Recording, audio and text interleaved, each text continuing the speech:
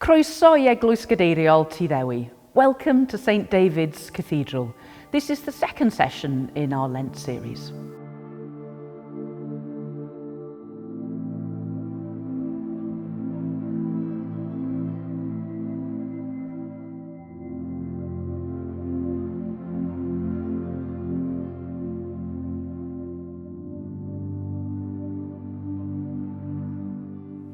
Jesus told his disciples, "If any want to become my followers, let them deny themselves and take up their cross and follow me. For those who want to save their life will lose it, and those who lose their life for my sake will find it. For what will it profit them if they gain the whole world but forfeit their life? Or what will they give in return for their life?" For centuries, pilgrims have been coming to this site on the western coast of Pembrokeshire in their thousands. Here, Dewi St David founded a house of prayer for his community of monks, and this holy place continues to inspire and renew those who come today. David's final words have become a popular phrase in Wales. Be joyful, keep the faith, and do the little things you have seen in me. They are words to live by as we consider what gives us joy, what makes our hearts sing. What's the root of the faith that guides and shapes our lives, however we express this? What are the things we do to make a difference to those around us, those we meet and more widely? All of this can be wrapped up in thanksgiving as we make each day a moment to praise and reinforce the joy in our hearts. Mae rhai pobl fel petai nhw'n gallu teithio yn ysgafn, ond bydd eraill yn ein plith yn gorfod pacio bob dim dan haul wrth fynd ar daith. Wrth i ni sefyll neu benlinio o flaen cysegr Dewi, mae yna gysylltiad o'r rhai sydd wedi bod yma o'n blaenau. Pobl y deithiau'n llawer ysgafnach na ni, a ddaeth o hyd i drysor yma y tu hwnt i bob eiddo. Ar yr olwg gyntaf, mae derbyn galwad i gario'r groes a dilyn Iesu yn teimlo fel taith braidd yn feichus, heb fawr o sgafnder yn perthyn iddi. Mae'n ddelwedd sy'n cydnabod bod gennym groes i'w chario, boed hynny yn anaf meddyliol neu gorfforol, pryderon neu o fideau, trallod neu frwydr o'n blaenau. Rhywbeth allai fod yn anodd iawn neu'n gostus iawn. Mae yna gost i fywyd. Ond ydyn ni'n cael ein gwahodd i afael ynddyn nhw a dilyn Iesu, i roi yn hunain i Dduw yn llawn ffydd ac ymddirieddaeth. Mae'r hunan roi a hunan derbyn hwn yn ymhyfrydu yn y sicrwydd bod yn bywydau ni yn perthyn i Dduw, bywydau sy'n dod ohono ac yn dychwelyd ato. Mae'n tynged yn nwylo Duw yn y pen draw. It can be easy to give up or despair, especially if the going is tough. There are no gadgets or special kit to make the journey of life easier.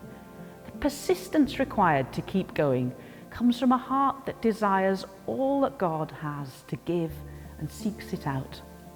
As is so often the case though, seeking God is really a process of being found by God, who is always waiting for us to show up, as we are with our cross in tow.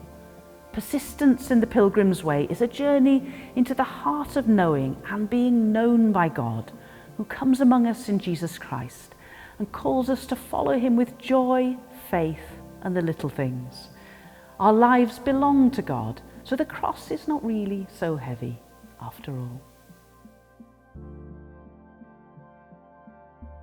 Mae Angharad. Neis i weld ti. Lle beth yw dy rôl di yma yn y Gadeirlan? So fi yw'r canon bugeiliol, a mae'n gwaith i'n canolbwyntio ar waith yn y plwyf, fel offeiriad plwyf, cyffredin, a hefyd mae gen i gwaith gyda'r perylunion sy'n dod i'r Eglwys Gadeiriol bob blwyddyn, so mae hanner yng ngwaith yn ymwneud â nhw.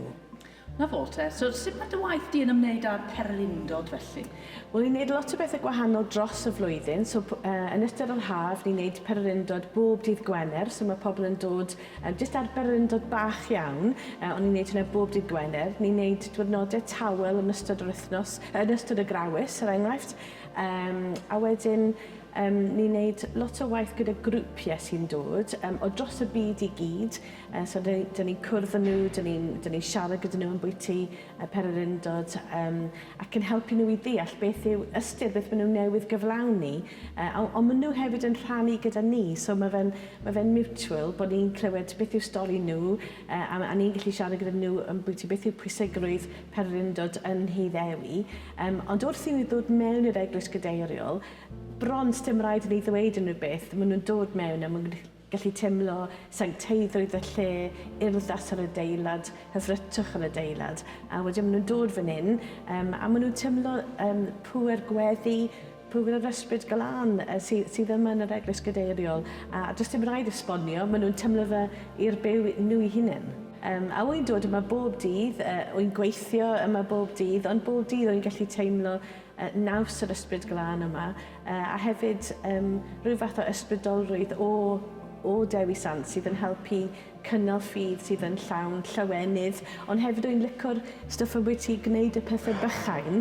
Mae hwnna mor bwysig yn y ffordd ni'n byw, ond hefyd pryd ni ar pererindod, mae gwneud pethau bychain yn rili bwysig achos ni'n cerdded ymhlith ffrindiau, falle pobl dyn ni ddim yn adnabod, ond wrth i ni gerdded ni'n blino, a falle bod ni'n teimlo yn sal, falle bod ni'n teimlo bod ni'n moyn rhoi fyny, ond mae gwneud pethau bach i helpu rhywun i annog nhw i ddyfalbarhau mor bwysig, just gair i hwyddo nhw ychydig bach i fynd yn bellach, rhoi diod iddyn nhw, dangos iddyn nhw golygfa hardd, rhannu rhywbeth mae Duw wedi dangos i chi, just rhywbeth bach fel yna sydd yn helpu bobl i gario ymlaen, i gymryd y cam nesaf.